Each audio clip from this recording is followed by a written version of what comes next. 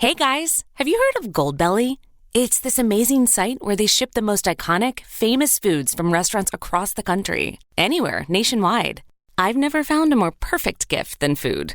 Goldbelly ships Chicago deep dish pizza, New York bagels, Maine lobster rolls, and even Ina Garden's famous cakes.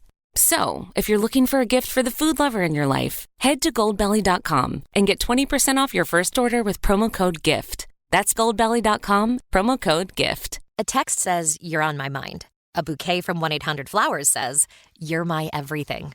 Heartfelt moments belong in the real world, not just your phone. For 50 years, 1-800-Flowers has helped millions of people make memories that'll last a lifetime with gifts they'll cherish forever. Their expertly curated arrangements and gift baskets ship nationwide with a 100% satisfaction guarantee. Don't wait for the next big moment. Make it when you visit 1-800-Flowers.com/podcast. That's 1-800-Flowers.com/podcast. This is John Bailey, the epic voice of Honest Trailers, and you're listening to the Fiveish Fangirls podcast. It's a Fangirls podcast with five-ish people. The tangents and squee will continue. Squee.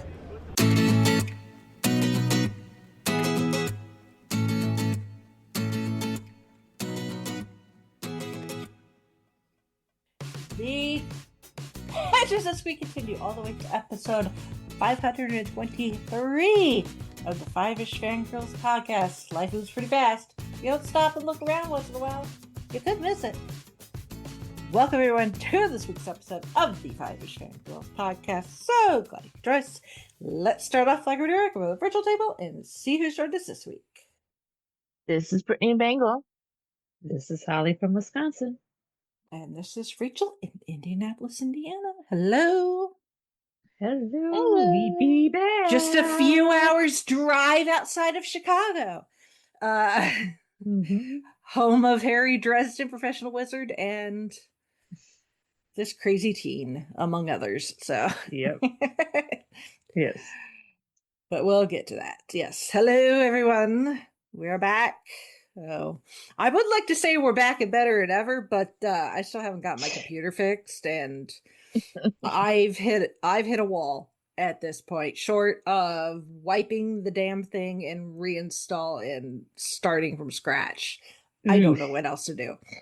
And sometimes you don't want to do that because that takes forever. It does. It's like I got other things to do that I kind of need it in the meantime. It's like, that's going to be like a whole day thing. Yeah. And I don't have that right now. No. Because first I got to make sure everything's backed up, and that's like a whole day thing. Right. At least. Considering and then I got to make know sure I have a backup there. of my backup just in case, because we do redundancy around here. Hey, redundancy has saved our bacon a few times. Oh my God, yes. Yes, very much. I'm all for the redundancy. Yeah. So I am not Emma Thompson, and I don't have my own Stephen Fry to jump in and save the day. We don't have our own personal doctor to come by in the TARDIS and jiggery pokey and fix it. Yeah, I've got sonic screwdrivers, but I don't think any of them will do what I want it to do. So exactly, it doesn't work on hardware. No, it doesn't work on electronic hardware. Not this, at least. No, it should though. Yeah, exactly. Oh my. So yeah, if anyone's got any suggestions, short of doing a complete, essentially rebuild on this thing, please let me know. I would greatly appreciate that. But in the meantime, it's working. It's just annoying to have it constantly remind me, hey, you've got a software update. I'm like, yes, I know, and you won't install it. I tried. Nice try. Yes. You're being whitey about it. I mean, I posted some of the pictures on our Instagram, which also went to our Facebook. It's like I was in the task quasi DOS entering code trying to get this thing to work. So and that's kind of dangerous, uncharted territory if you don't know what the heck you're doing. Yeah. It's just thankfully I've been a Mac user for long enough that I unfortunately do kind of know what I'm doing. So, but yeah, apparently the Genius Bar does not do software. You're kidding. No. They should. You would think. No, they are Yeah. there for hardware. Great. Like if it was like completely like bricked, maybe. Yeah. But it's a software upgrade. I'm just trying to update to the most recent operating system version. It's even still the same operating system. It's just the newest version of the current operating system. But no, the Genius Bar doesn't do that. So That's yeah, very unfortunate. yeah. Mm-hmm. So on them. So anyway, Why do I feel like Mushu right now? yeah. Dishonor. Dishonor on you. Dishonor you. on your Genius Bar. Dishonor on your cow. Uh-huh. So, anyway, Ay. back to the task at hand, which actually Yes. isn't a whole lot, but we did have the actor awards, the awards formerly known as the SAG awards. And so that's going to be our last major award ceremony before the Oscars, which are this coming Sunday, actually. And as to me, some of the categories are still kind of muddy on who's a front runner. So it kind of is all over the place in some of these categories. So um and the thing is with the actor awards is they don't have nearly as many categories because it's the actor award, so it's all just essentially acting categories for both film and television. So it's like the Golden Globes, is that right? The Golden Globes, but without the technical categories except for stunt ensemble. Which is I think is somewhat technical, also acting. It's a little hybrid of both. So yeah, it's just with these particular categories as far as the acting is and these are the ones where you can kind of this can make or break whether uh our team wins unless there's a weird upset and like it's either the one of the major categories has a big upset or it's like short form documentary is like the tiebreaker or something whenever we do it. So there doesn't seem to be an in between for the most part. So but we've got the other team is supposed to be getting their choices together. Zan was dubbed team captain, whether she wanted to or not. Sean was like, not I, because he's done it before. And Nick is on our team, so Basically, he's one of the others with captain experience, but he's not helming a team. He's on this team, so basically it was pretty much if they were all in the same room, quite a few people's finders went right to their noses saying, not it. Yeah, pretty much. And Zan was nowhere in the chat, so she came in going finding out that she'd been named captain, which she was like, oh crap, what do I do? And I was like, it's okay, it's not that hard. Other than making sure that your teammates play, that's the hardest part. Just make it poking the people and be like, hey, I need your picks. So which we'll have those. We should have the other teams by the end of the week, and then I'll be able to post what our head-to-head looks like and see where we compare, and people can be like, which side do you think's gonna win? So that sort of fun thing. But it's gonna be interesting. I think it's gonna make for an interesting ceremony. So, and we do have to say a little bittersweet tear that Catherine O'Hara was awarded one final award for her role in the studio as in performance by a female actor in a comedy series, which Seth Rogen accepted on her behalf. So because he's the male equivalent that won. So yeah, we shall see come Sunday how things play out with the Oscars. And then over in World of Music, the Rock and Roll Hall of Fame has released their short list for people to be possibly inducted into the Rock and Roll Hall of Fame this year. Now it is technically you can, as a fan, go vote. And it does have some sway as to who, if they're right on the line as to who gets in. Very barely, but yeah, we had that discussion. We had that discussion in our wigs. music chat. It was like, does it really have that much weight? I'm like, if the fan vote had that much weight, Weird Al would have been inducted ages ago. Oh, right. But I mean, they for the current class inductees, I wish they would also pull from the ones that you handwrite in, that they would toss that in as well. Yeah. But then again, look at who's in charge. Some of these. Let me just put it that way, or who used to be in charge. Yeah. Yeah. Mm-hmm. I mean, some of these, I'm like, I can't believe they haven't been in already. And some of them are like okay.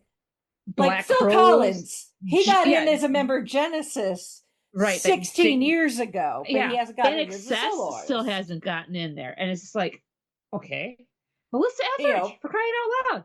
Billy Idol. Yeah, I mean, the 80s, it's been Iron Maiden. I can't believe Iron Maiden hasn't been in already. Yes. They're one of the ones that are like, they've been around for forever. So, but some of these other people, I'm like, no offense to Pink, but it's like she broke out when I was in high school, which granted was 25 years ago, but still, it's like, if I can remember when this artist was new, they haven't been around long enough. Right. Or what they should do is they should make it go a little bit longer, or have it be a 2-day event and add more people to get inducted. Just the way things are going, and the universe not taking too kindly to our remaining living musical legends. Let's get them in there while they are still living and breathing, and not posthumously. I'm sorry, but there's some people that are still from the 60s and that need to get in. And this is one of my pet peeve soapbox that I could go on for probably about 3 hours. Yeah, like Luther Vandross, like his singing career maybe hasn't been incredibly long, but as a songwriter and producer, I mean, his finger, his touches is a lot of places and for a very long time. So it's like, again, how has he not gotten in already? But some of these people, I'm like, no, it's too, I almost think that maybe the 20 years since your debut album, you're eligible. Maybe they should make it longer. Make it 30, 35. Yeah. You have to, your first album has to be the same age as the minimum age to become president of the United States. Yeah. 35 or something. And again, Weird Al still would be eligible for quite a long time. Even if they did that, he's been eligible for so long. He's never, as far as I know, he's never even been shortlisted. Which is a shame. This is a crime against pop culture. And then look at, Neil Diamond. I'm not 100% sure, but Neil Diamond I don't think's been in yet. Yeah. Three Dog Night, the Monkees. Johnny Rivers. Some of these guys. Monkees. Okay, they were a pseudo knockoff of the Beatles, but they later on they did write their own stuff. Yeah. They took something that was supposed to be purely for TV and turned it into an actual thing. Yeah, Yes. they did actual albums. They played their own instruments. They wrote their own songs. They went on tour. Mm-hmm. I mean, Mickey Dolenz, I mean, he's the only one that's left, but he's out there now touring right now, celebrating the 60th anniversary of the Monkees. Yes. 60 years. So, yeah, it's just like, it's like, yeah, I understand that maybe they want to get some maybe slightly recognizable, so maybe some artists that are still doing stuff, like Pink, she's still out there making music and touring. I understand, of course, Mariah Carey's just living off of Christmas, Right. pretty much, for the rest of her entire life, but she's still somewhat relevant to popular culture now. But yeah, some of these is like I mean, no offense, I know that they've got a strong following, but seriously, Oasis, they have 2 hit songs and they sound exactly the same, and they hate each other. Yes. I mean, they hate each other worse than Pete Townsend and Roger Daltrey from The Who. Let's just Yeah, put it that way. right. It's Pete and like Roger have fought with each other, kissed and made up quite a few times, but now I think they're the okay. We need to be best buds. there's some rivalry. There's some people that were artists together and then broke up, and every now and then they'll get back together. I mean, the Usually Keats, the because one of them Davies. depending on who it is you're talking about. Oh yeah. Crosby, Stills, Nash and Young. When Neil Young starts to run out of money, Yep. Uh-huh. Yep. A he'll little come bit the back Eagles with his tail with between Glenn. his legs. Yes. The Eagles every now and again with Glenn Fry. Yeah. I don't think we're going to see a Simon and Garfunkel reunion anytime soon, but that's probably because Art Garfunkel's also kind of gone off the deep end a little. Yeah, there's that. Yeah, the Kinks with He's the not in the Davies best brothers. place. Nope. That they hate each other. Yep. Hall and Oates. So, Yeah. so. And that should be another show topic, music rivalries. Yes. Oh goodness. Go. Artists that burned brightly when they were together and then fell apart like a cheap piece of furniture bought at the thrift store. Yep.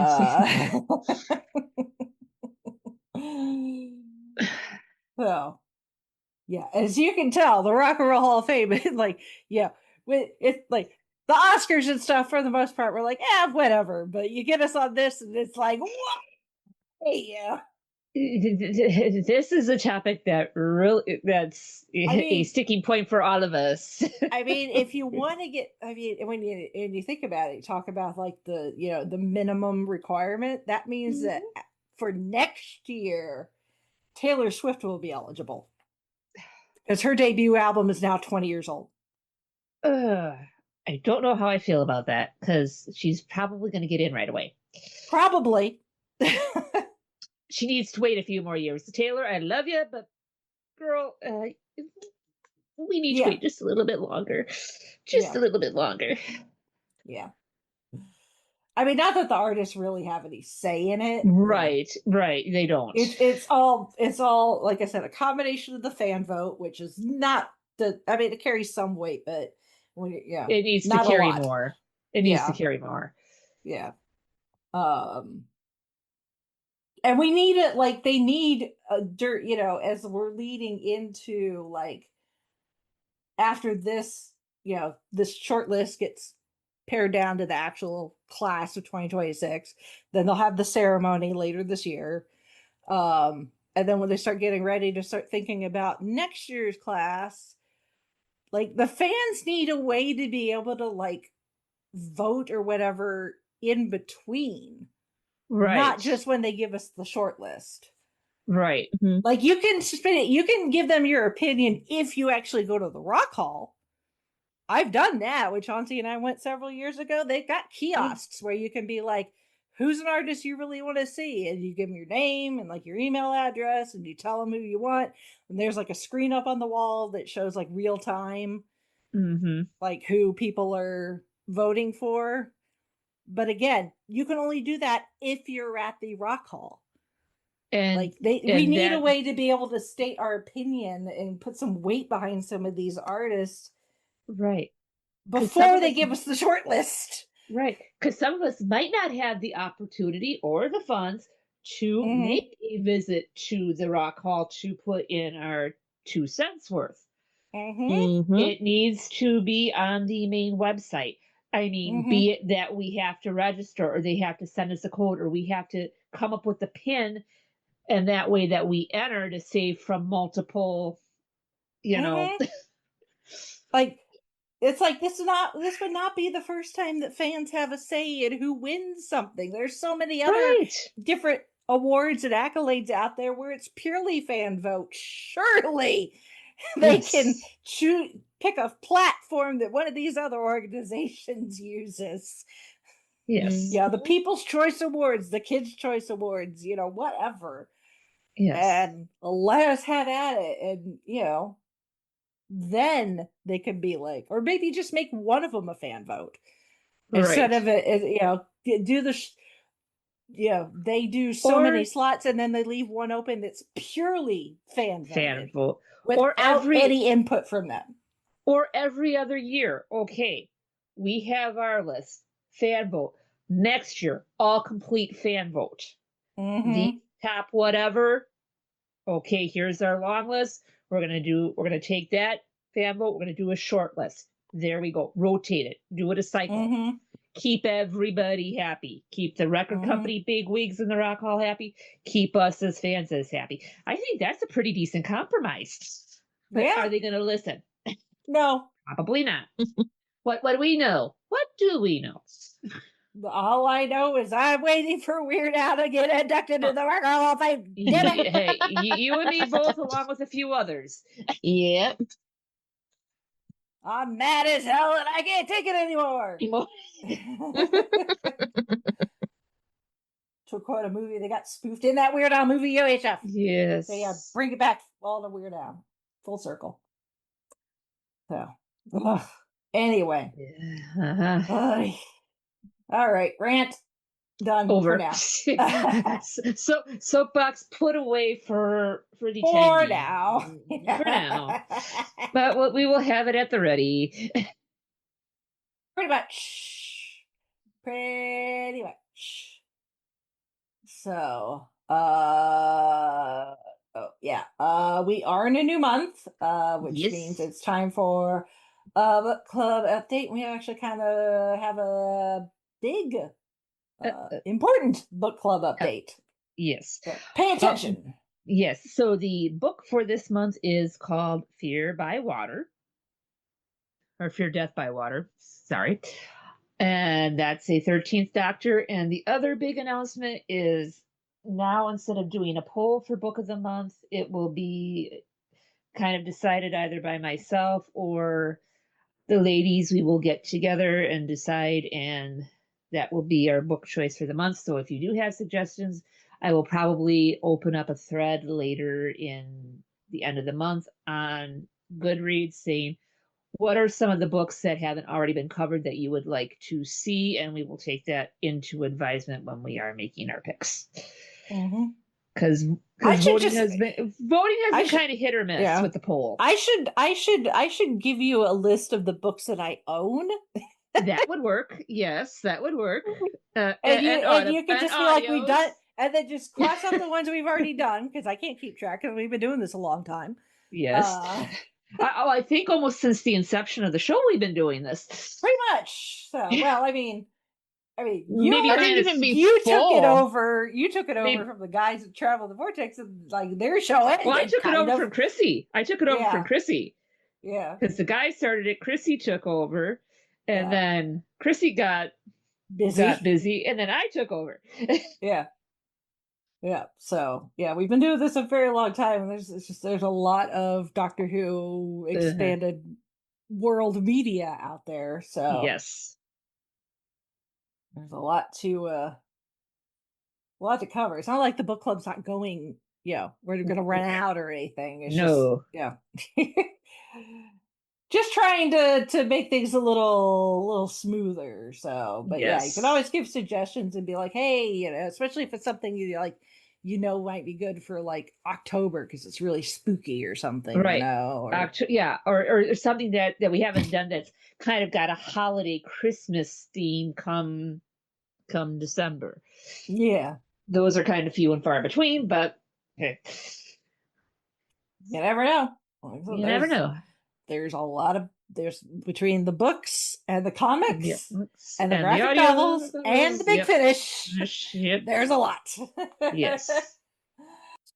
Or if you think we should dive into Torchwood a little bit, I'd be happy to open it up to that because that falls under the Doctor Who umbrella. Yeah.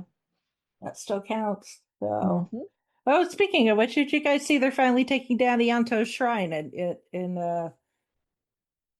Cardiff after 17 years? Oh, I don't know how I feel about that. I mean, I wish they'd keep it up, or at least take that stuff, put it in storage somewhere, or at least try to find a spot in the Doctor Who museum or whatever to recreate it.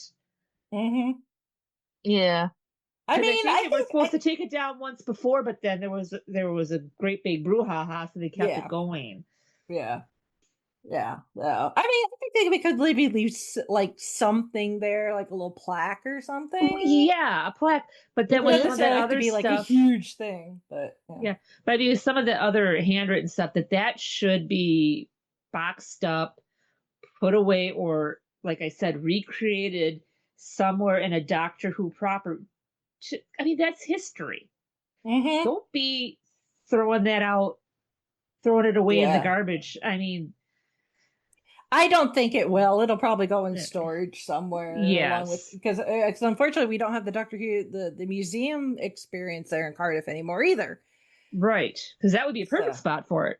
Yeah. Well, I think that's partially why they had it there, because it's like, hey, come Cardiff. It's where the secret entrance to Torchwood is, and oh look, there's the Shrine to Yanto, and hey, look, you can go to the Doctor Who experience, and now it's like. Problem is no one else, other than the Doctor Who connections, no one wants to go to Cardiff. There's no point in going to Cardiff. It's the New Jersey of the UK. See, Brittany gets it. She understands. Yeah. If you've ever been to Jersey, you know. And here we are still waiting for an announcement for the War Between the Land and the Sea, and where Doctor Who's going to be streaming next. Yeah. And just a bit disappointed if what's been posted is true, that they did have scripts ready for season 3 for Ncuti Gatwa's run, but some company who shall remain nameless was dragging their feet, and we had kind of predicted that he couldn't wait any longer, and here we are. Yep. So some of our theories happen to be sadly correct. Yep. I'm trying not to be bitter about it, but I mean, this is something that Doctor Who fans have experienced off and on in the 60 plus years. We're kind of used to it, but we're kind of tired of it happening. And we're not the only franchise that this has happened to either. I mean, Star Trek fans have had to go through this, where the show will go off the air. And you're like, is it ever coming back? Is it gonna? Am I gonna like it as much? I mean, it kind of sucks when you have multiple fandoms that every now and again have this thing happen, and it's just like, Yep. So we just sit and we try to wait patiently and take what we can get. Yep. All right, well, there's that. And then quickly in the feeds, for subscribers to Gold Standard, Jessica's podcast, most recent episode talking about little independent film, first major, fully scripted, directed feature length, film by this young up and coming director that he went on to make a few successful movies after, but this is where he got his start with American Graffiti. Ah. Directed And by with the this guy cameo- named George Lucas. You may have heard of him.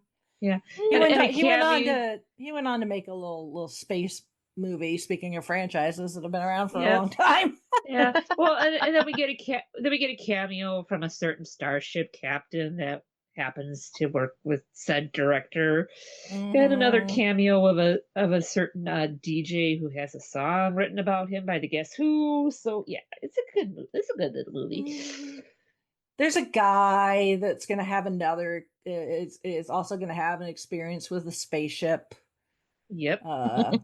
Mhm. Some years later. Oh yeah, that's right. Yeah. Yeah, and happens to become a pretty decent director in his own right. Yep. So yeah, you can go and listen to that. In the wherever you find the Gold Standard the Oscars podcast. So, all right, moving on.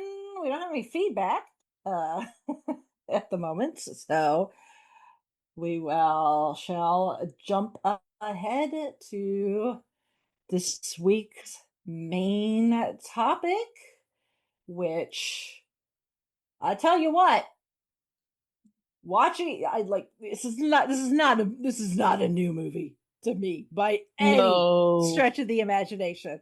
I've seen this movie I don't know how many times. But I tell you what, this is the first time I've watched it since starting to work at a public high school, and oh my god, does this hit different now. So much different now. So, I mean, at the end, Rooney is still an asshole and gets absolutely what he deserves. But I just this hits a lot different after you've worked in a high school. So I've been surrounded by a bunch of teenagers like these, and staff, and faculty, and parents. So, oh, so.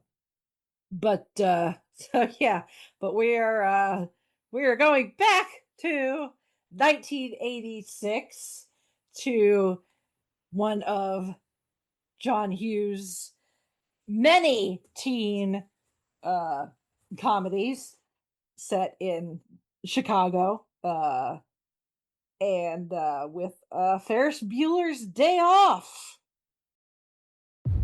It's getting pretty tough coming up with new illnesses. It's a little childish, but then so is high school. Annie, you're not going to school like this. Call if you need us. They bought it. How could I possibly be expected to handle school on a day like this? Bueller. Cameron, babe, get dressed and come on over. Bueller. He has been absent 9 times. Bueller. My father spent 3 years restoring this car. I guess that's my dad. What are we gonna do? What aren't we going to do? Why should he get to ditch? Something's going on.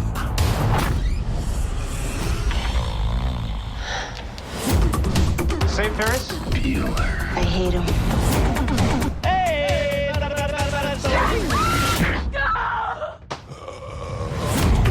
Life moves pretty fast. You're crazy! If you don't stop and look around once in a while, you could miss it.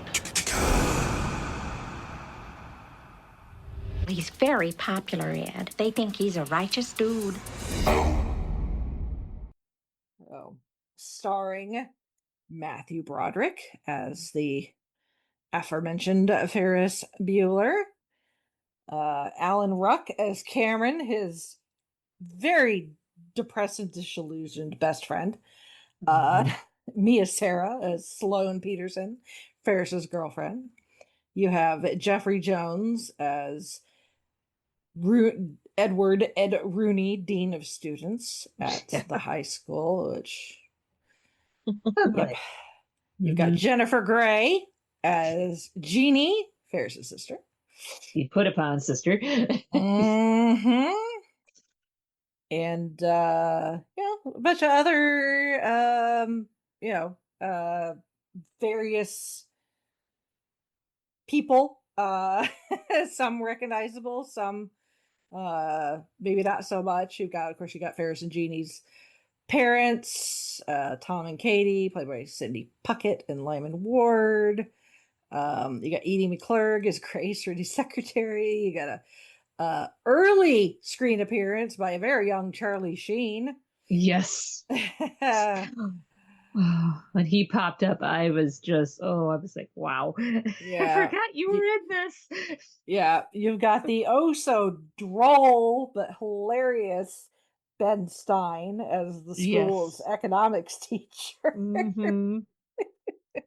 Which, funnily enough, his the clips about him talking about tariffs started to go viral semi recently. I have no idea why. No. Relevant at all.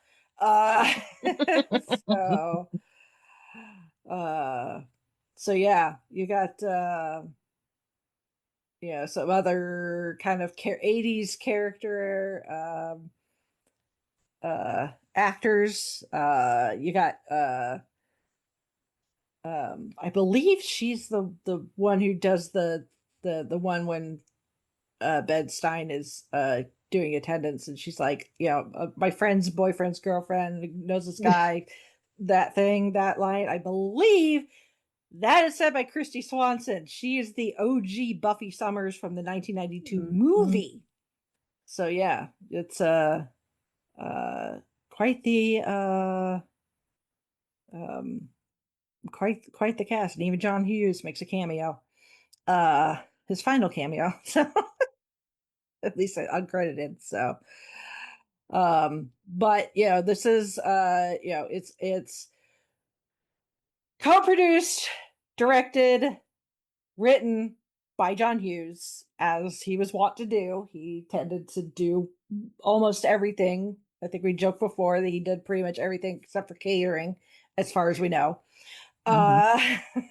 So, about this kid named Ferris, who is like the popular kid in school, for seemingly reasons that don't go really explained. It's just one of those things where it just, some kids just become popular for whatever. Mostly because I think he's just charming. And he decides that he doesn't want to go to school and decides to play hooky in his own way, and gets his best friend and girlfriend involved. And shenanigans happen. It's a fun tour of all the touristy stuff in Chicago. So, but this is one of those films that where when Hughes is writing the script, he, unlike some of his other scripts where he tends to focus more on the characters themselves as opposed to the actual plot, which is why some of his movies, like, stuff happens. Like, you've got like your like, when it comes to like action, and I don't mean like action like Sylvester Stallone type action, but like where movies like where stuff happens in the John Hughes like spectrum, you have like this and like Home Alone, where a lot happens. People, there's a lot of people moving around, visiting different places, people interacting with each other, all sorts of things, all the way to like The Breakfast Club, where it's essentially takes place in one location. And it's a lot of people sitting around talking and occasionally get up and do something, and they got a whole bunch in the middle.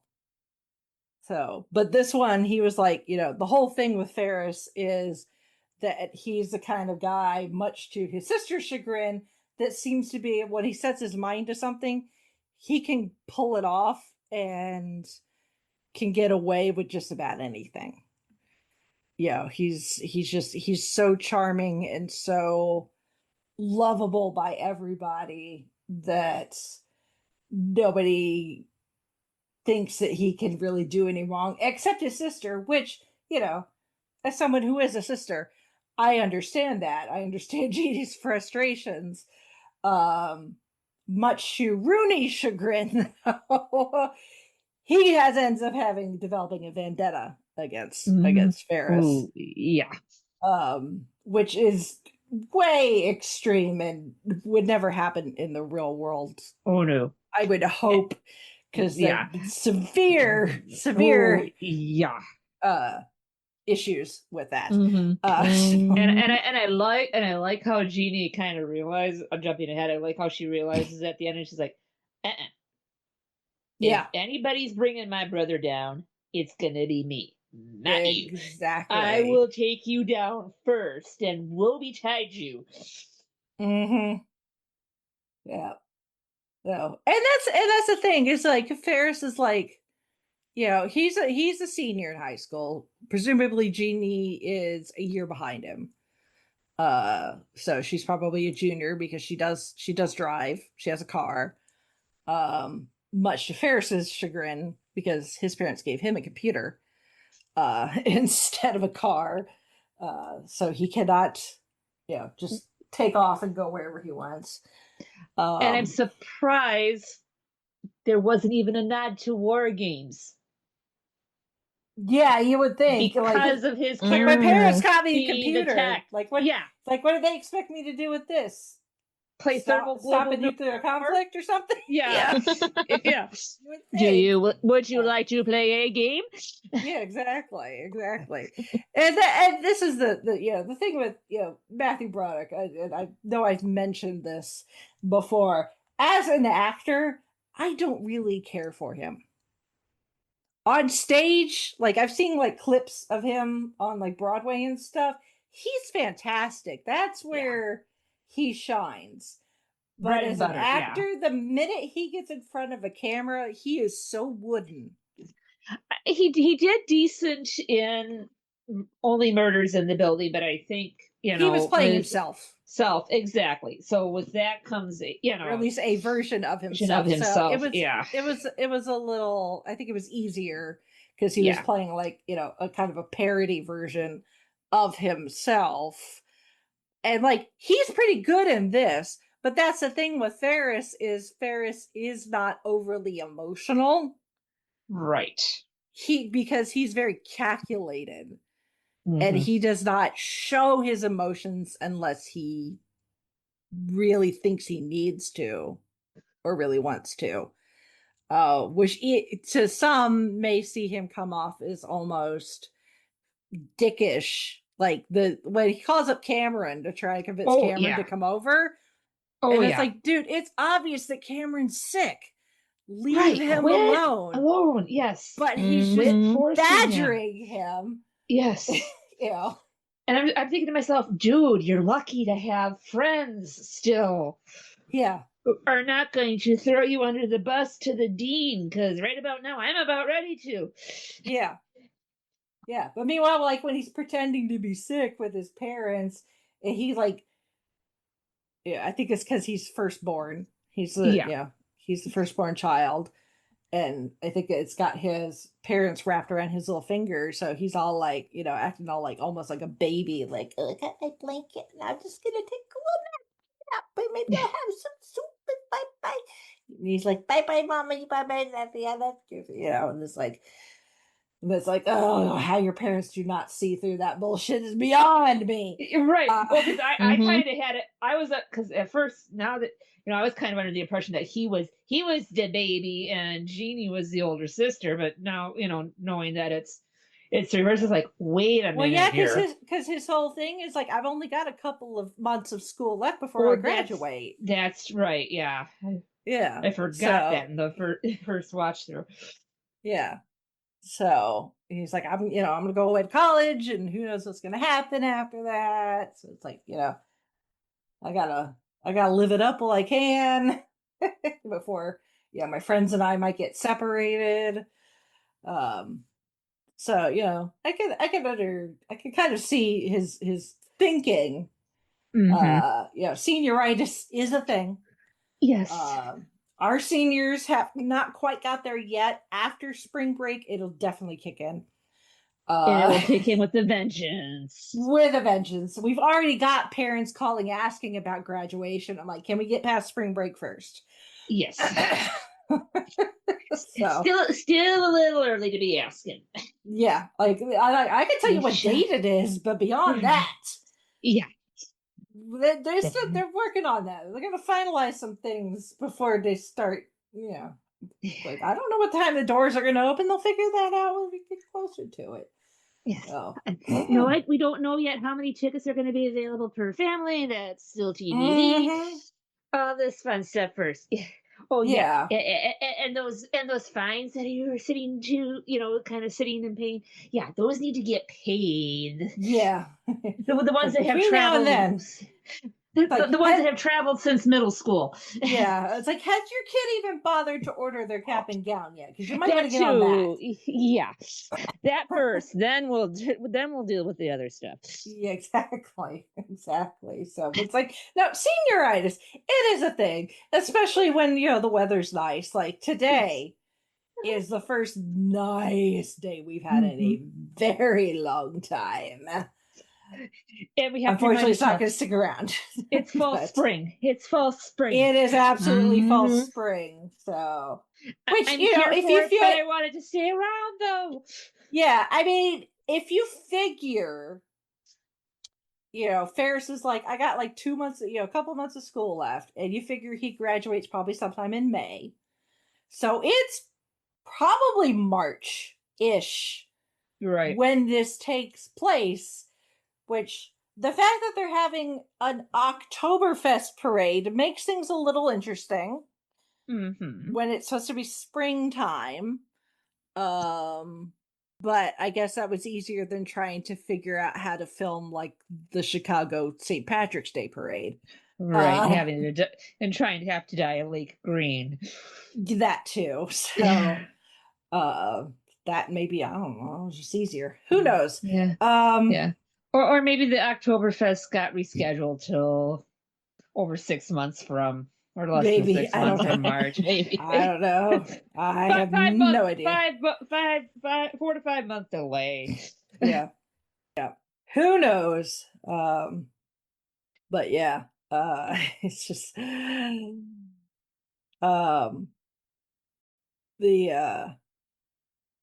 so yeah, I mean, he eventually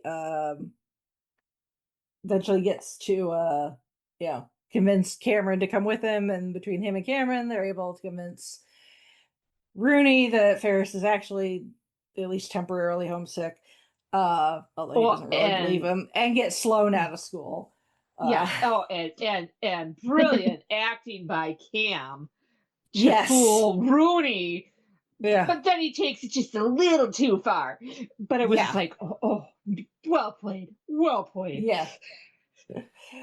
The thing is it's got Rooney so flustered that he doesn't notice, because he's like he's so afraid that he's just offended. Because I mean, like, we don't really know a whole lot about Sloane, like as far as like her family situation, but from the looks of things, she's probably not, her family's not terribly not well off.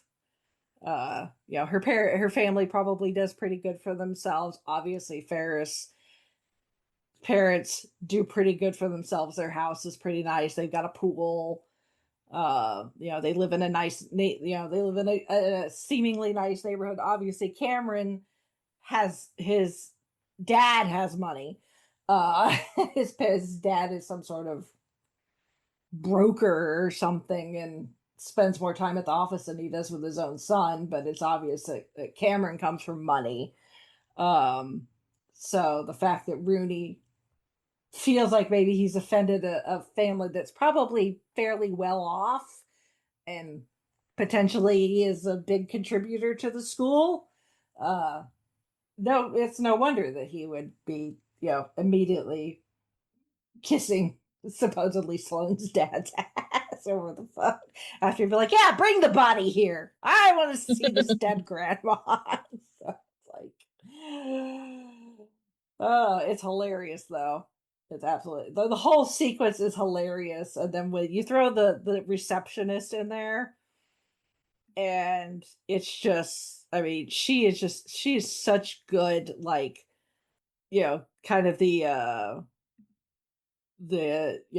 comic relief, because Rooney is just like has such a stick up his ass, and is just like, you just want to slap the guy, because it's like, dude, get over yourself. Like, this is a high school, it's not a prison, you're not a warden, this isn't Shawshank. That's what I want to be like, dude. Between this and the Breakfast Club, I'm like, high school, it's not Shawshank. Right. Even though you think it might be, it's not. Yeah. Mm-hmm. Yeah. So, but then you have Grace, the secretary, who is Yeah. obviously Good not on the Grace. brightest bulb. No. But you don't want to piss her off though either, just from the look on her face. Oh yeah, because it's like, she may not have like the book smarts, but she obviously pays attention to like the students and what they're saying and what they're doing. That she's like, she rattles off like all the clique groups, and they all think that Ferris is a righteous dude, and she knows exactly like what class Jeannie is supposed to be in when she comes into the principal's office. So, why is I went okay?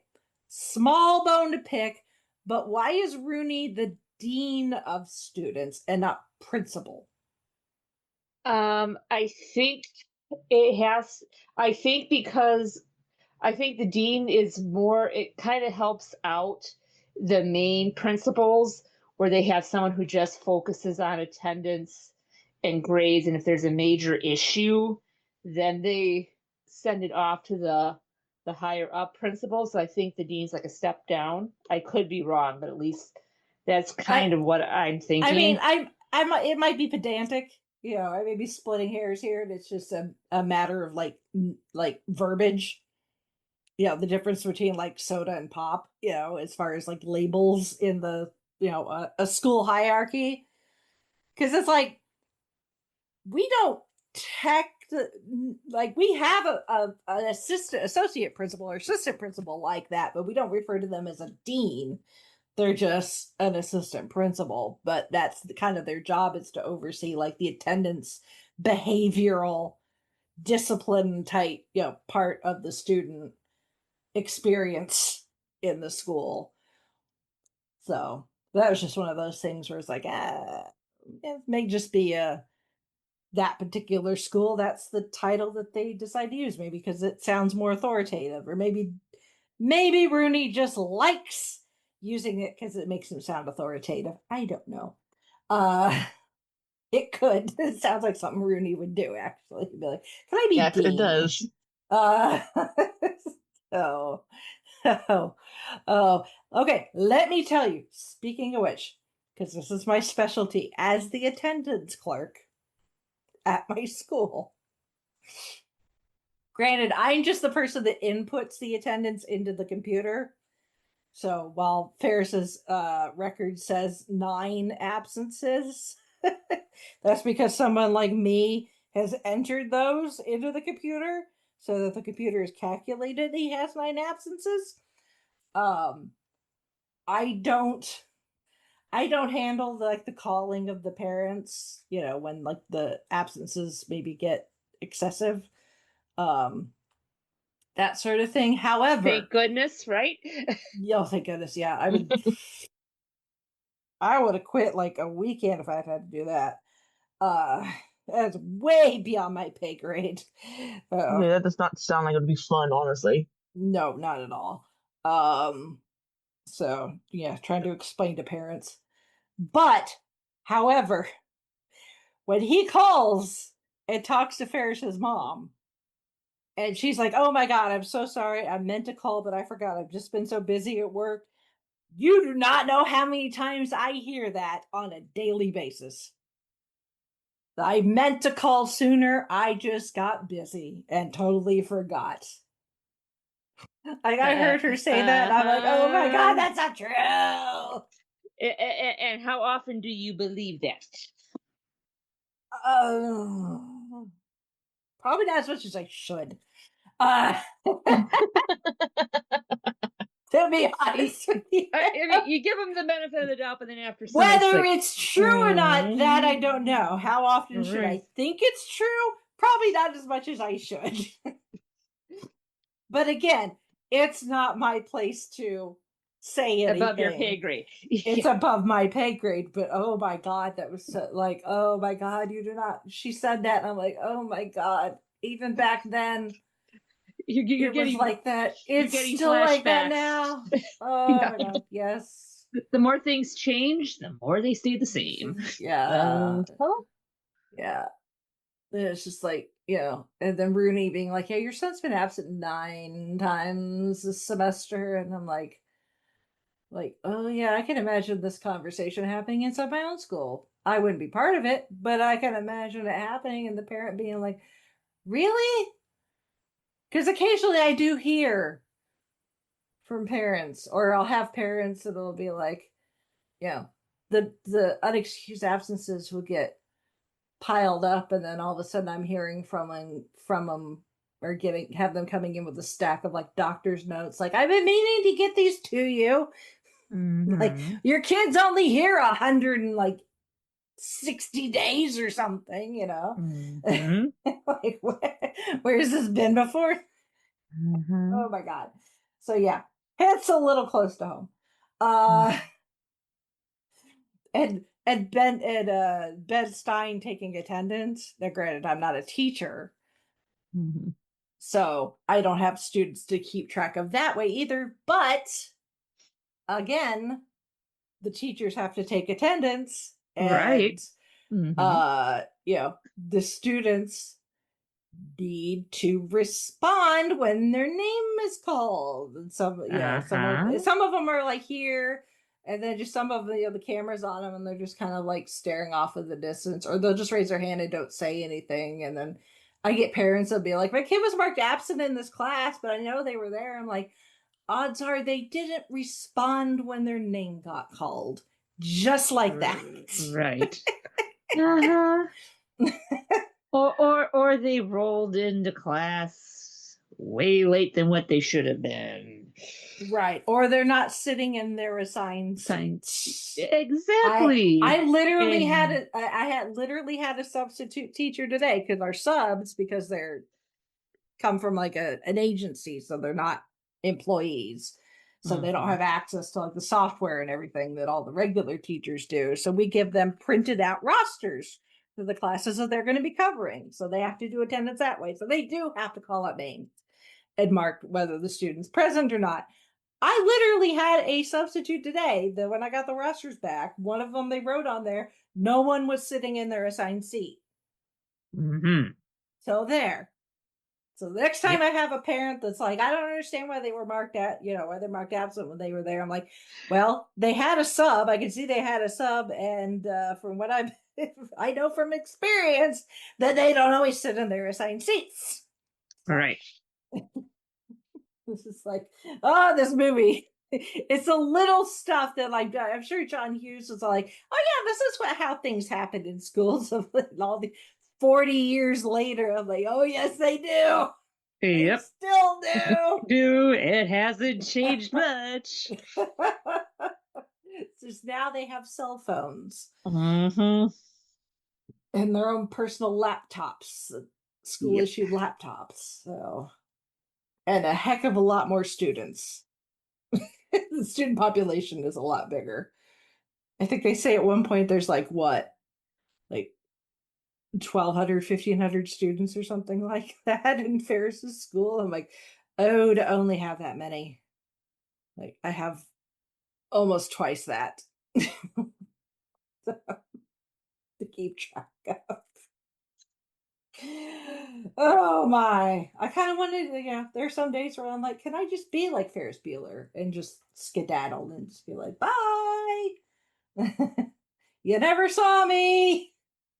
You didn't see me at Wrigley Field at a Cubs game. That wasn't That me. wasn't- No way. That was an evil whatsoever. twin. Yeah. That was a long distant relative who has some rather good looking genes that are very similar to mine. Yes. Oh. I mean, they do have kind of the quintessential Chicago experience. So they go to Wrigley and see the Cubs play. Which is always, from what I understand, it's a good time. It's a classic. It's supposed to be a nice stadium. I've only seen it from the outside, so I wouldn't know from the inside. But yeah, I mean they go. Back then, it still would have been the Sears Tower. It's not called that now. I don't know what it's called now, actually, to be honest with you. But yes, you can go up and actually there's several skyscrapers now across the country that you can have that experience where you go to the top and you can actually lean out a little, like it'll tilt out so that you kind of feel like you're about to, like, if it let go, you're gonna fall plummeting to the sidewalk to your death, and you're just gonna splatter on the sidewalk like a fried egg in a frying pan. So the restaurant they go to, I mean, there's some good. I mean, that's the thing about Chicago. And I think we talked about this a little when talking about, the Dresden Files, because it also takes place in Chicago. Is Chicago as a whole, in general, is a fabulous city. It's got a lot to see and do. It's very culturally diverse. So, you got your pick of different types of food and, indoor experiences, outdoor experiences. There's some great museums. Them going to the art museum and Cameron having an existential crisis, staring at this painting. I think an impressionist painting. I'm not sure.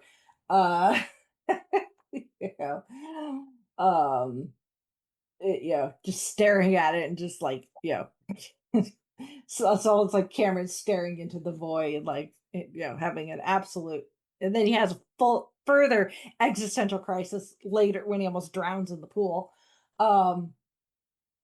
They've got fantastic museums, of course. Shopping, the Magnificent Mile, is a big deal. I've done that. The shopping, up and down Michigan Avenue. It's a great city. However, ages before the Bean. Yes, so I've been to the Bean. The Bean did not exist, obviously, when this took place. Exactly. But it takes place. It does exist in the Dresden Files. Spoilers. And there's high secret. Wink, wink, nudge, nudge. If you know, you know. But my one thing with Chicago is the traffic sucks. Yes. And depending on what you're doing, it can be semi-walkable, but not really. So, how those guys, when they took the Ferrari out for a joyride from the garage and managed to put that many miles on it, they must have gotten way out of Chicago proper to be able to put that many miles in so few hours. Because otherwise, you'd be sitting in bumper-to-bumper traffic pretty much the entire time. Like, they had to get, like, out of Chicago. Not just the burbs, but, like, out of the city into, like, a neighboring smaller city. To put back on that many miles.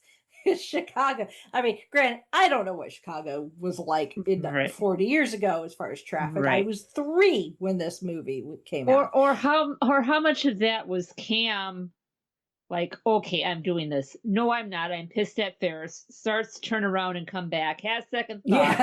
And makes his way. Because how long did it take him? How long? He still didn't put on that many miles, though. Yeah. But they put on like just several saying. I hundred know. miles. So. True. But you know what I'm getting at. Yeah. Which, by the way, I have seen in other shows and or movies and cartoons, with the odometer that you take a drill and there's something you hook it up to, and if you run it the right way, it'll spin the odometer backwards. You did not hear that from us here, kids. I don't know if that actually works, especially nowadays, considering modern Everything's cars, electronic. the odometer is digital. No, so, true. Didn't they do that in Matilda? They might have. I think I remember that scene. Yeah, I've seen it done somewhere, but it was definitely with an analog odometer. Although as anal as Cameron is, and apparently his dad is, if his dad is more anal than Cameron is, even if the odometer thing had worked and they were able to hide the mileage, he would probably know just by the smell of the oil or something, And like they were talking, and it's like, okay, yeah, you talked about the odometer. What about where the gas tank was? The gas tank level, like, was that on full? Was that half a tank? Did you consider that? So, I think he would have figured it out anyway. To be honest with you, just knowing how Cameron is, I'm like, his dad is probably like him, if not worse, because that's obviously where Cameron gets it from. So it's like, yeah. But anyway, but yeah, this whole thing is just like, you spend the entire time watching them have these shenanigans. Watch Rooney running around thinking he's going to catch Ferris and his friends in the act, and really just making things worse. And then, Jeannie being very much like, if Candace from Phineas and Ferb wasn't at least somewhat inspired by Jeannie in this movie, something's seriously wrong. If you haven't seen Phineas and Ferb, then that's not going to make sense. But I know there's somebody listening that's all like, no, I understand what you're saying. But Jeannie trying to point out like her parents' like hypocrisy of treating Ferris like the golden child, and yet treating her, actually parenting her, which makes her feel like she's being picked on. And and then the three of them doing all these shenanigans and having these moments where it's like, surely somebody has noticed them and be like, hey, that's Ferris Bueller, because everybody seems to know him. He seems to have gained quite the reputation. Yeah, like the guys at the police station know him. Even the Charlie Sheen, random guy who's been busted by the cops for drugs and is talking to Jeannie, knows who Ferris. It's like, you go to a Cubs game and have that many people at Wrigley Stadium and not be somebody like, hey, Ferris, how you doing? Let me buy you a hot dog. Like, the only place that his name doesn't carry any weight is at the restaurant that they try to go to, so he pretends to be the Sausage King of Chicago, which I think is hilarious. So, because there's nothing like a Chicago hot dog unless you don't like any of that stuff that goes on a Chicago hot dog, which I don't. So, relish, disgusting. Onions. I'm not a huge fan of hot dogs in the first place, so sorry, Chicagoans and fans of Chicago dogs. They're just not my thing. So, now give me a hot dog.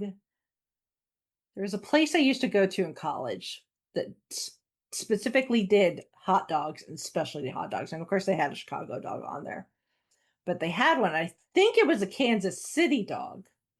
It's cheese, barbecue sauce, and bacon. Now there's a hot dog for you. Yes. Ooh. That does sound. Forget the relish, forget the onions, forget the mustard. There we go. Mm-hmm. Give me pork and more pork. Pork. Yes, exactly.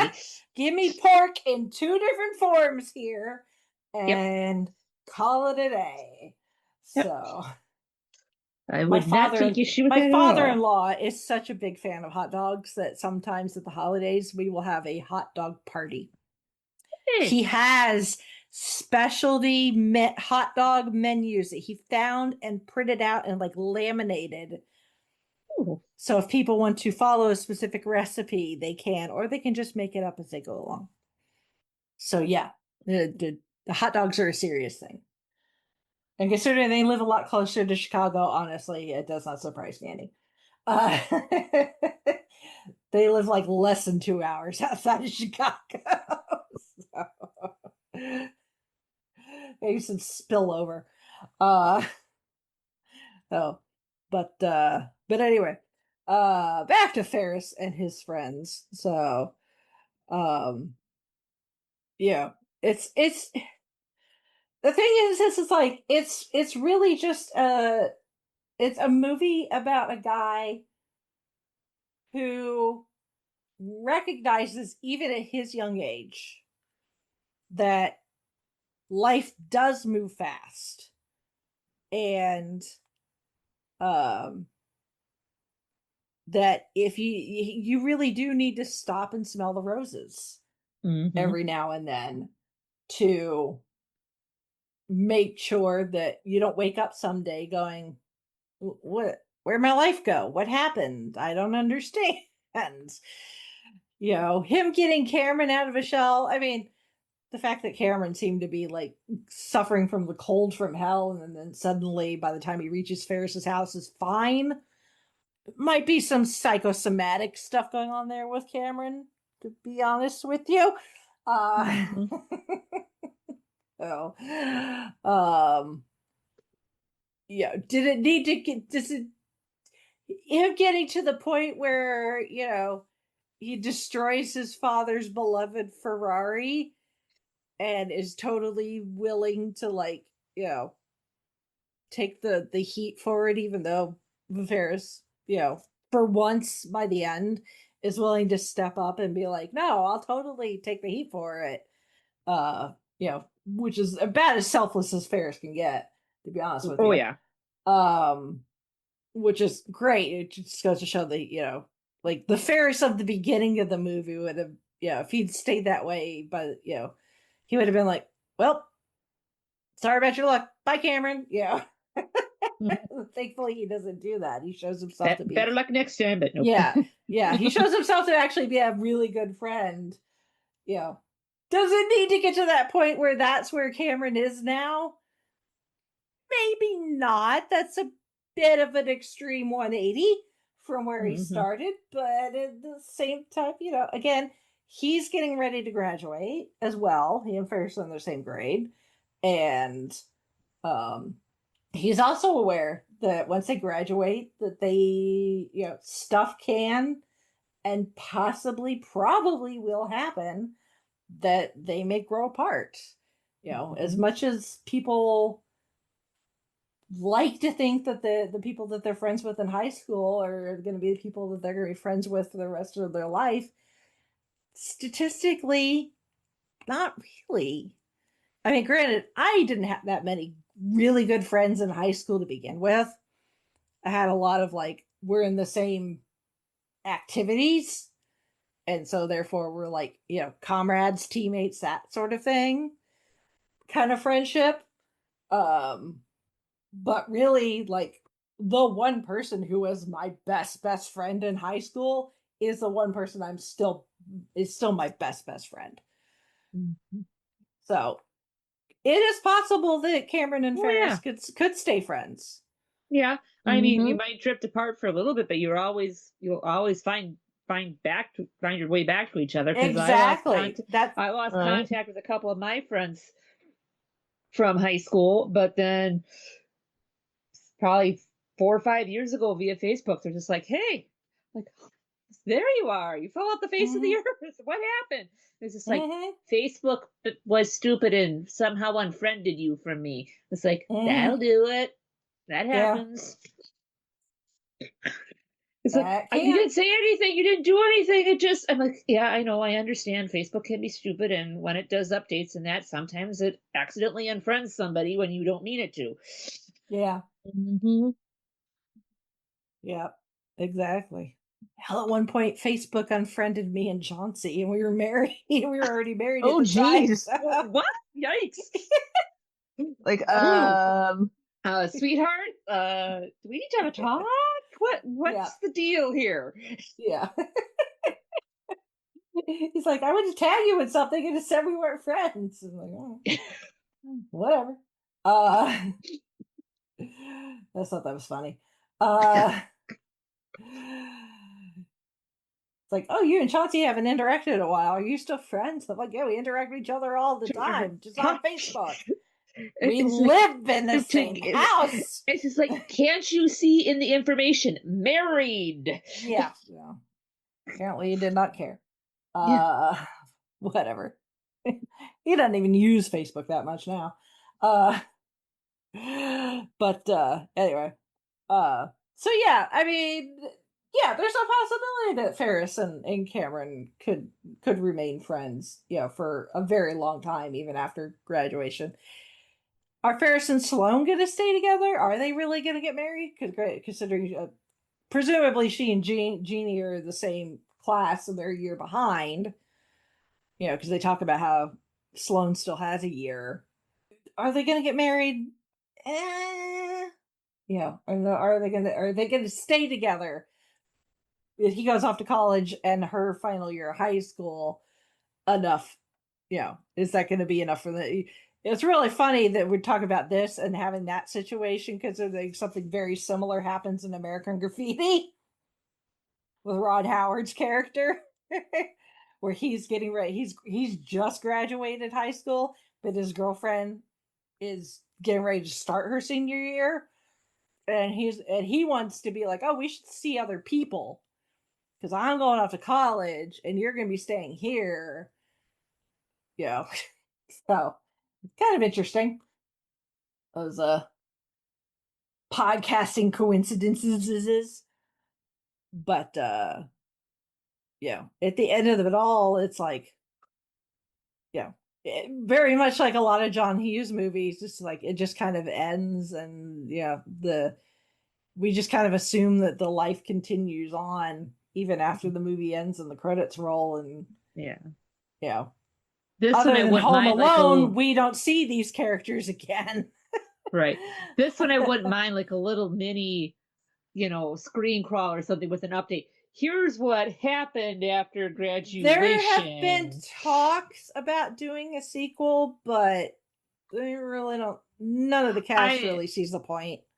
I mean, not even just a sequel, but just just a little 5-minute, something or other. Hey, this is the 40th anniversary. Yeah, we could get like a little short or something. That exactly. Other movies have done that. So just we got a little nod and a hint to it in, I think it was a Super Bowl commercial for like a credit card or bank or something. It was obviously not Matthew Broderick. It was somebody supposed to from the back look like him 40 years ago wearing the outfit with the very distinctive vest and stuff in the museum looking at various pieces of art.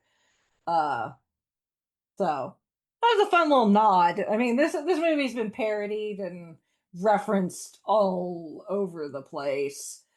I was just watching a video yesterday about 80s movie references on Family Guy, and one of them is they do almost a shot-for-shot remake of Ferris running home at the end, but it's Stewie, and they use the same music, except at the end when Ferris does the big jump and it's all in slow-mo because it's the 80s, and that's what you do is you do action stuff in slow motion. In the Family Guy version, Stewie does the slow motion, and when he lands, he's actually not anywhere close to where he needs to be. He's like, "Oh, I probably shouldn't have milked that slow motion for so long." And actually, in this case, it actually slowed him down. That was funny. Uh, so obviously the soundtrack to this is quite classic. it's quite classic. So not just for mostly for like the popular music, not so much the score. So there's a very some recognizable 80s music, or there's some 80s artists. So obviously Dankeschön by Wayne Newton, Twist and Shout, the big Twist and Shout number, because John Hughes is a huge Beatles fan. So there's John Lennon gets mentioned several times in this movie. Yep. So I mean, oh yeah, by Yellow. I mean, come on. Yeah. Oh yeah. Yeah. Yeah. So but yeah. But yeah, the Beatles thing was a big thing for John Hughes, because he's such a Beatles fan. So it's funny. It's funny because the parade, it took a couple days to film. Broderick obviously didn't have to sing because Ferris lip syncs. But he did have to do the dance moves, and that was heavily choreographed for him. But it was a bit nerve-wracking for him because he had not really like cut his teeth on the stage yet either, as a kind of a song and dance man on Broadway quite yet. So if, funnily enough, the choreography that he does during the parade number, choreographed by Kenny Ortega, who would later go on to choreograph Dirty Dancing. Speaking of Jennifer Grey.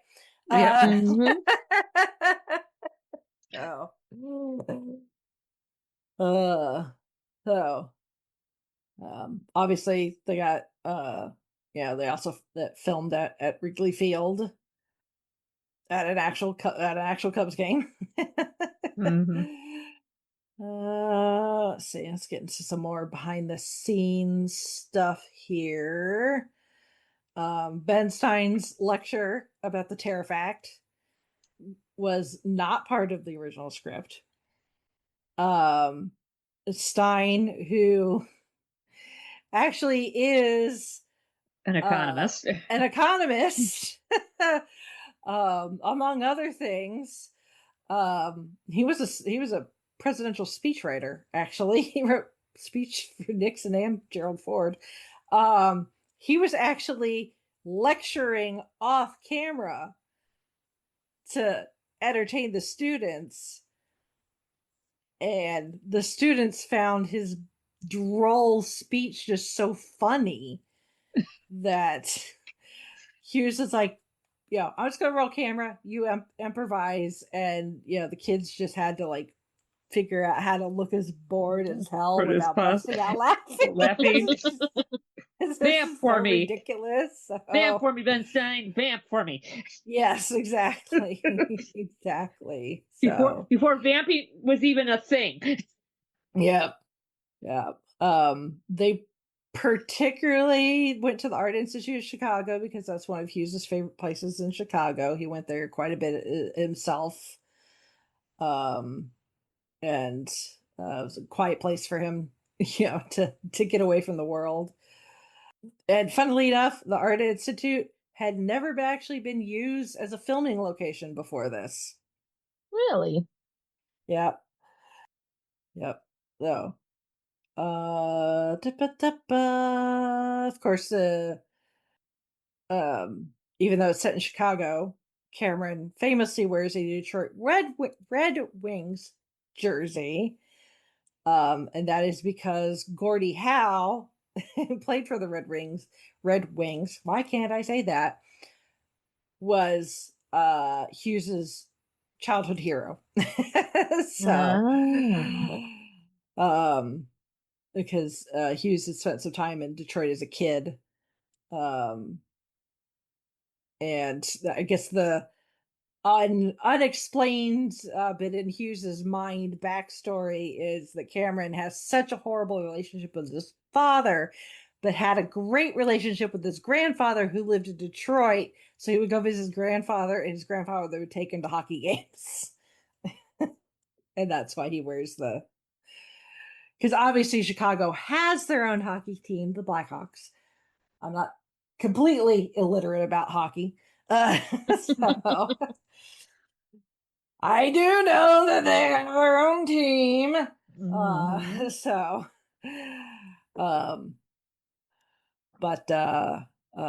that's why Cameron wears that particular jersey. And then we should talk about the car, since we're talking about Cameron. Yep. It is a 1961 Ferrari 250 GT California Spider. Inside shots are a real Ferrari. Any wide shots, those were your reproductions. When Cameron says that there were only 100 made, he's not lying. There were only 100 made, so obviously they're not going to destroy one for the sake of this movie. So they had replicas done. Yes. But for really like up close, like the beauty shots, they took footage of a real one and just cut that in. So yeah, there's 3 reproductions used in the film, obviously made with materials that allowed them, especially the final destruction scene, allowed it to crumple and look the way that they wanted it to.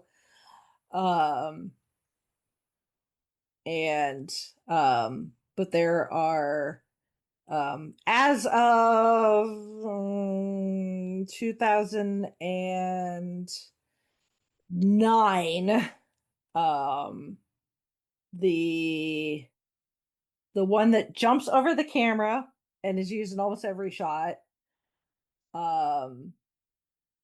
it was leased to Paramount, got returned with the exhaust crushed and cracks in the body. It ended up getting rebuilt and sold to a couple. The husband later ran it off the road.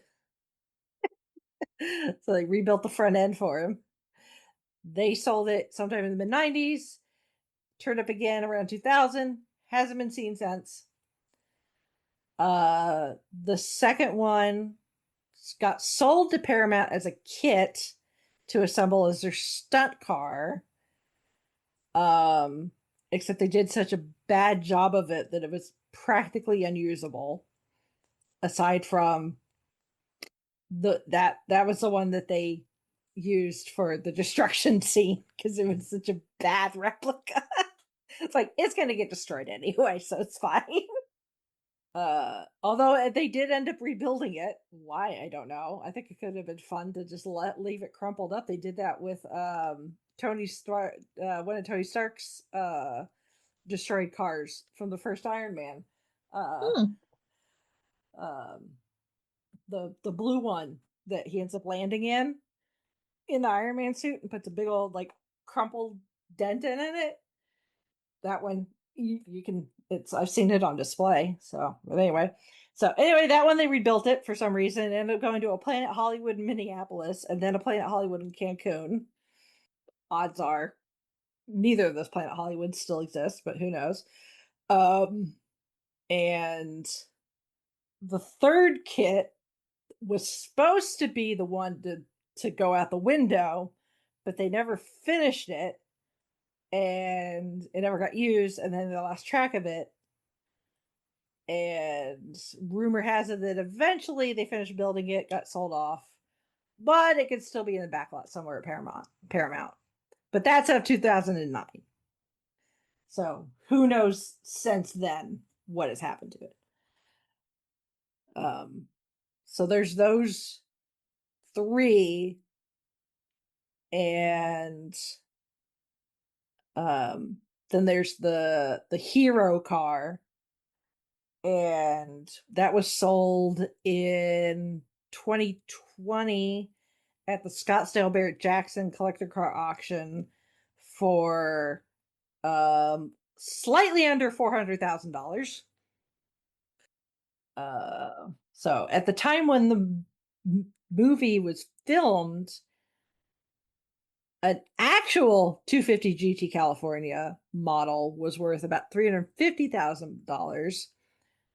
Since the release of the film, because this is how films work, it has become one of the most expensive cars ever sold, one going at auction in 2008 for almost $11 million. And then sold again in 2015 for almost $17 million. $16.8 million. In 2015 money, 2025 money, that's almost $23 million. Wow. So yeah. It's a good thing they were able to build some replicas. Because the real thing, very expensive. Mm-hmm. Let's see. There are some deleted scenes. As it was, Hughes wrote like one draft of the script and then immediately started filming with that. So once he finished filming, the film was like almost 3 hours long. So obviously I had to do a lot of cutting and editing. So we did lose some things. The scene in the restaurant was going to be much longer, including them ordering, trying to order. Yeah. And realizing that pancreas is on the menu, although that still gets referenced as they're leaving, or as they're recapping the day. There was a scene, there's additional screen time with Jeannie in a locker room. The Bueller family was going to have 2 more kids, a younger brother and sister.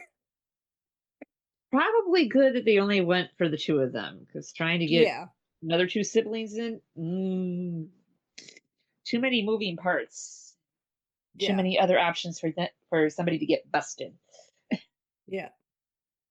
At one point, Hughes wanted a scene of the 3 teens going to a strip club.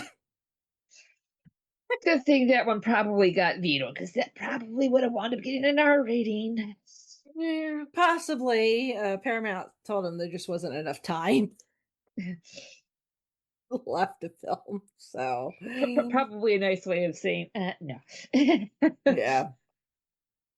At one point in an earlier version of the film, before it got cut, is when they were at the parade and Sloane and Cameron are talking and talking about their future. In test screenings, it got very low scores. Because at one point, Sloane says a girl can always bail out and have a baby and get some guy to support her. And apparently girls hated that line. Even though it was meant as a criticism of gender politics. But it went over people's heads. Probably because it was the 80s. So once they cut it, actually scores... test scores from young females went up 40 points just by losing those couple of lines. The script also would have there would have been a bit more about Charlie Sheen's character. He's actually never named in the film, but his character's name is Garth Volbeck, and he knew Ferris in middle school. And the idea was that Garth had a very difficult home life.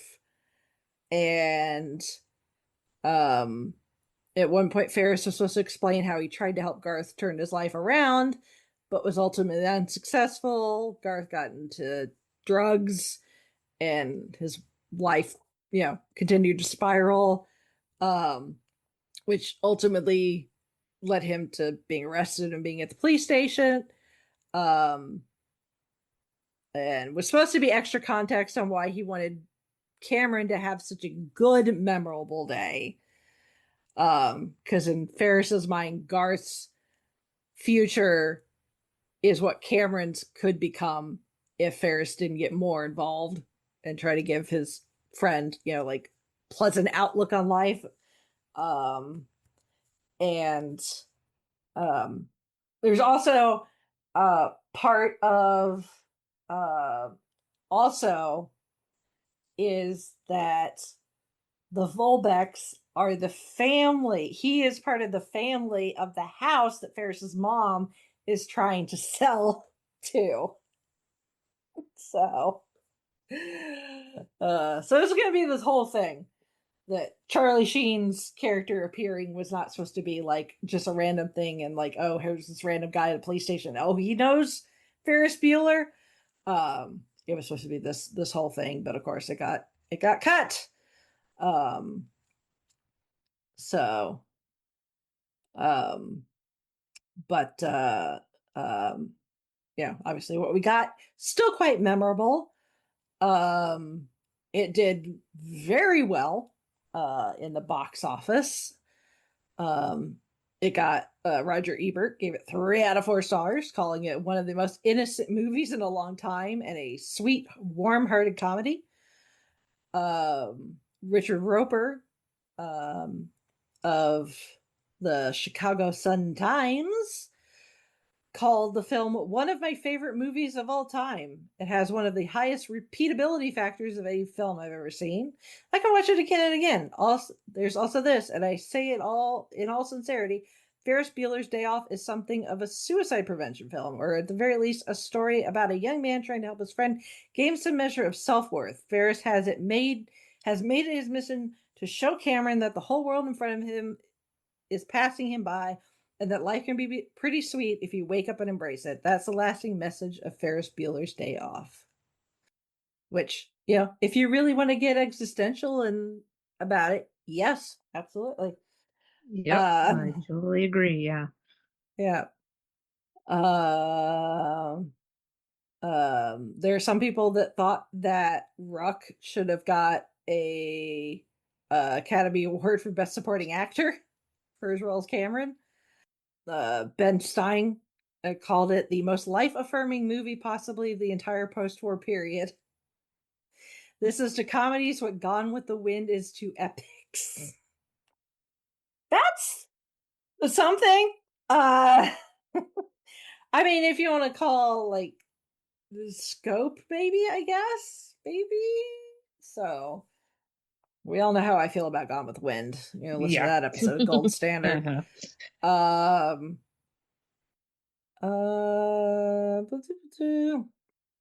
Mark Hemingway.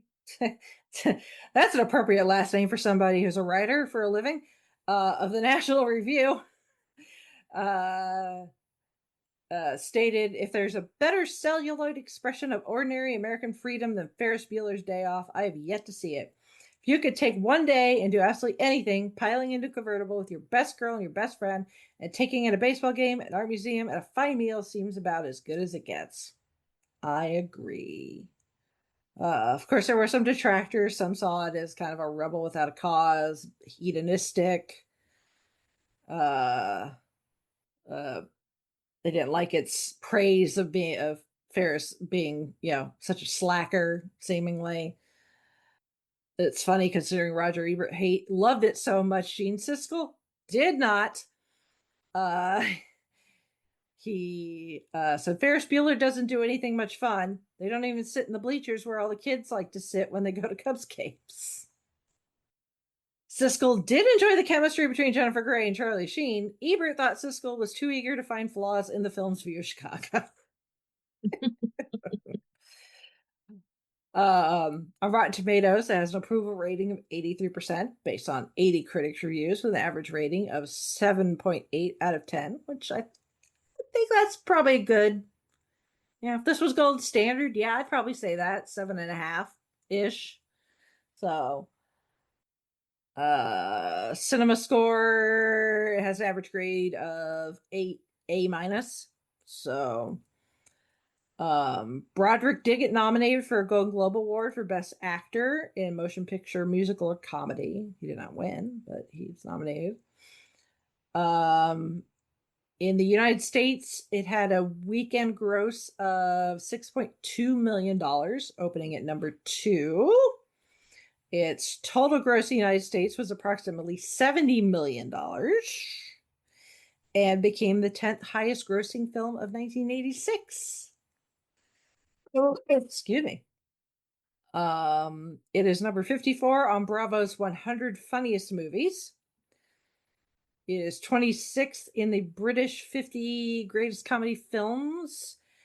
I guess it's a list of created by Brits, not necessarily British comedy films, because this is obviously not British. Ranked number 10 on the Entertainment Weekly's list of the 50 best high school movies. Barbara Bush paraphrased it in a commencement address at Wellesley College. Find the joy in life, because as Ferris Bueller said on his day off, life moves pretty fast. If you don't stop and look around once in a while, you could miss it. And then, of course, the audience applauds. Yay! And she added, I'm not going to tell you, George, because Barbara Bush married George Bush. So I'm not going to tell George you clap more for Ferris than you clap for George. Of course, it's been parodied and lampooned and referenced all over the place, like I said. Let's see. Like I said, Broderick and Hughes did stay in touch for a while. Tossed around the idea of a sequel, maybe Ferris at college or his first job, and sort of the same things would happen. A bunch of shenanigans, but they never really found something that really excited them enough to make anything of it, especially considering the movie is about a very specific singular time in someone's life. So it's kind of hard to capture that again.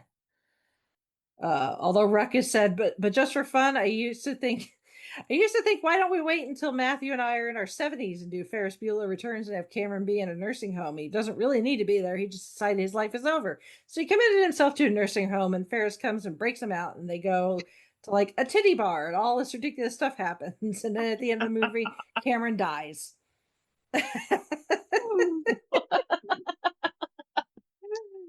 Which, is that Ruck coming up with that idea, or is that Cameron coming up with that idea? Yeah.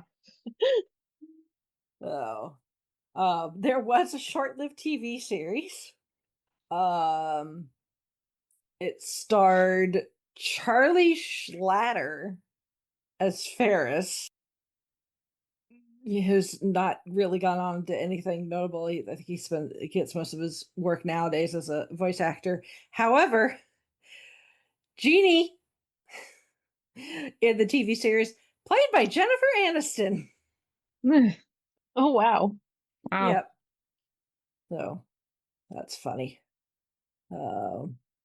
Also, somewhat related, even though they played siblings in the movie, off screen, Matthew and Jennifer were a couple and actually were engaged to be married at one point until a fateful trip some years, a couple years after the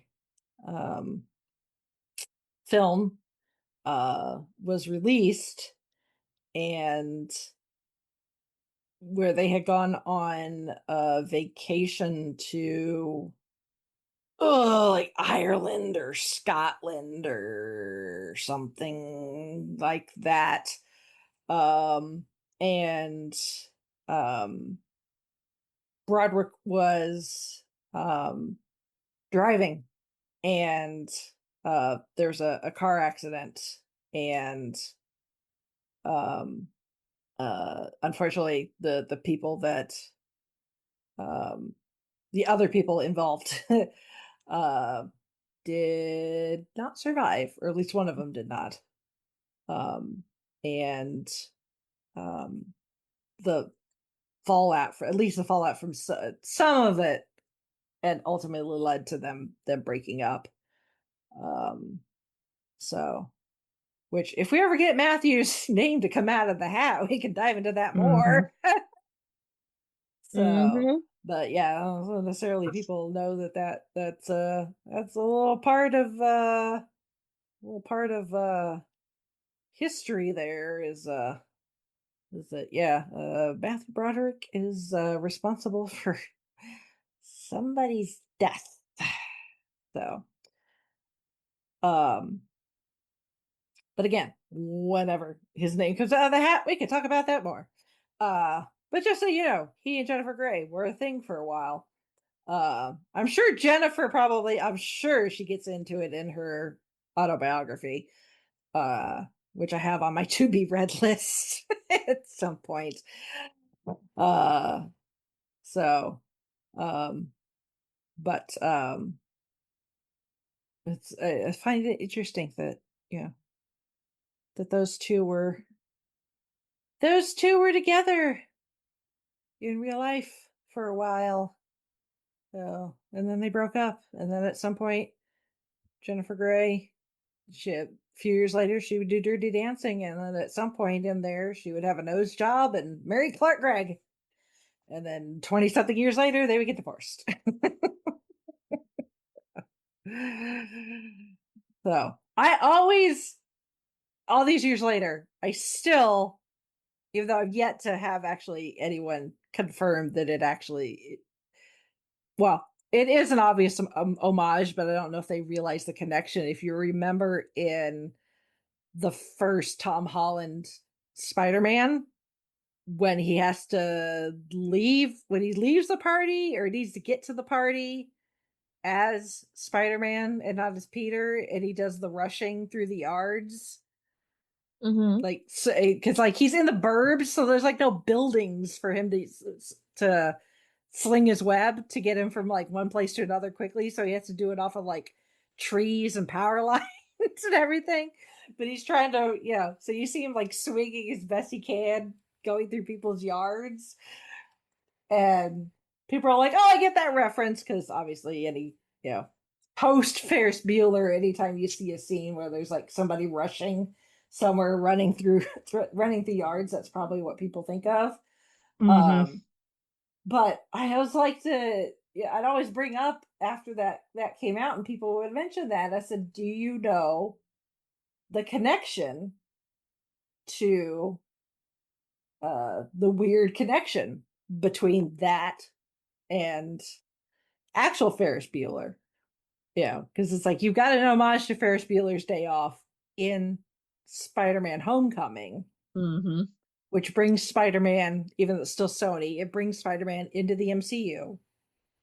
And Ferris Bueller stars Jennifer Grey, who, up until several years ago, was married to Clark Gregg, who is Phil Coulson in the Marvel Cinematic Universe. Like, I don't know if they meant that. I don't think so. I think it's just purely coincidence.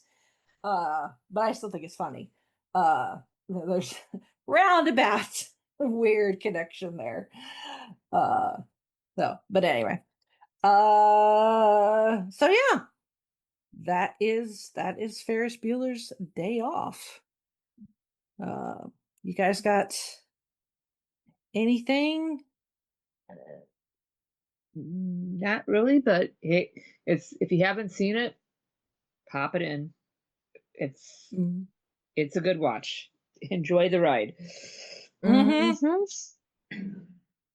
Yep, it's available. Obviously, it's available on DVD. It has a few. It's been released on DVD 3 times: 1999, 2006, which would have been the 20th anniversary. That's the Bueller edition. And then the I Love 80s edition in 2008.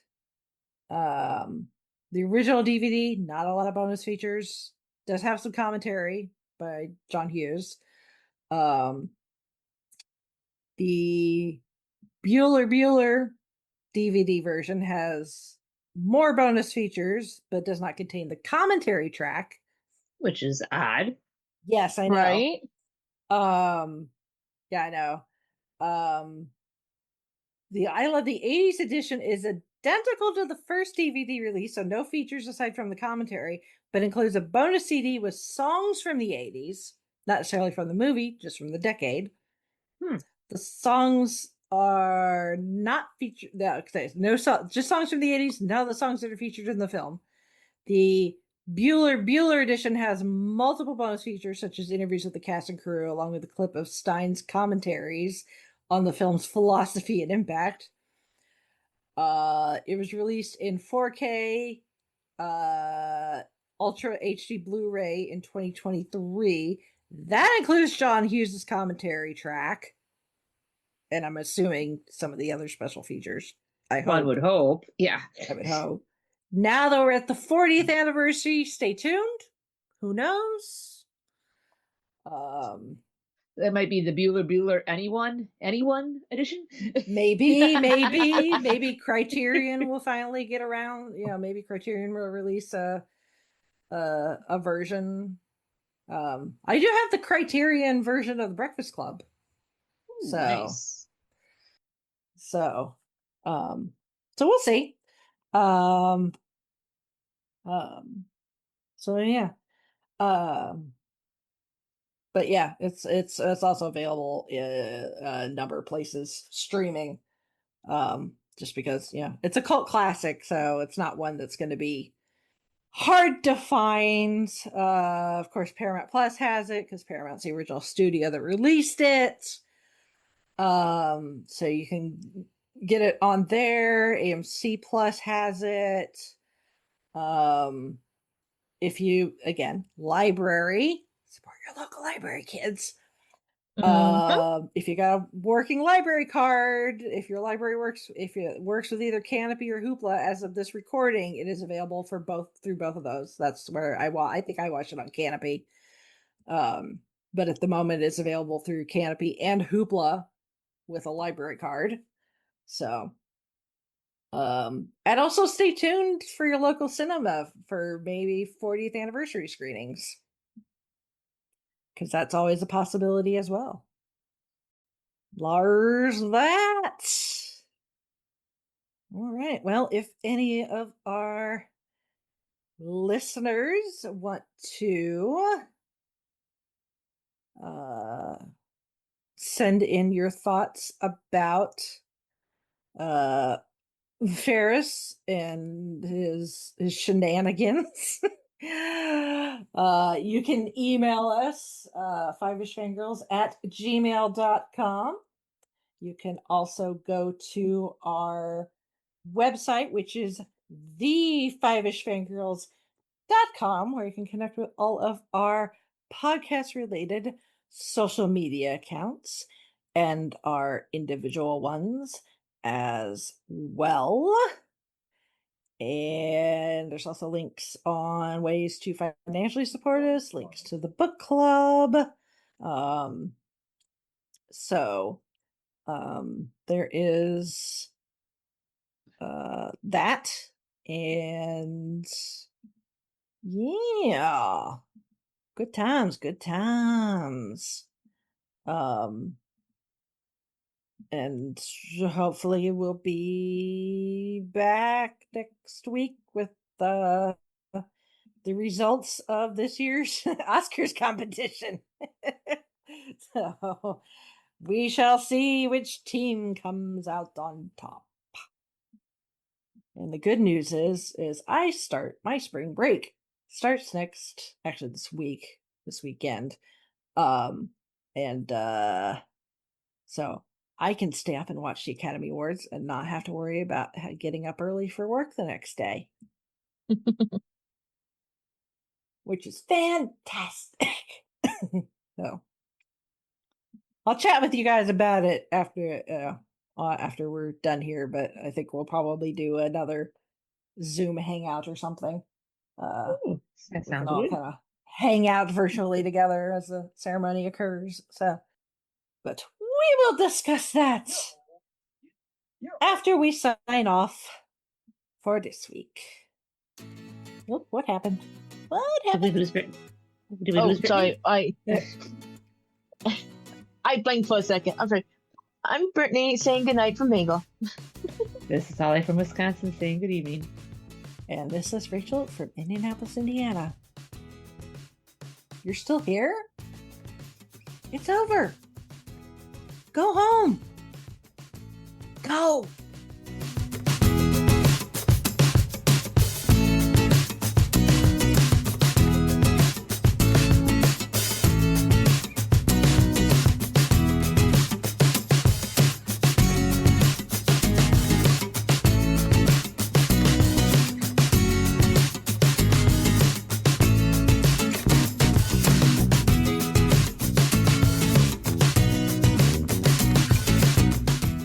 Thank you, our Fiveish fam, for joining us on this week's geeky journey.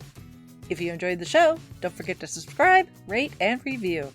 Stay connected with us on our website, thefivishfangirls.com, and follow us on most social media with @FivishFangirls. Plus, check out our nonprofit, Fangirls Give Back, to see how we're making a positive impact in our community.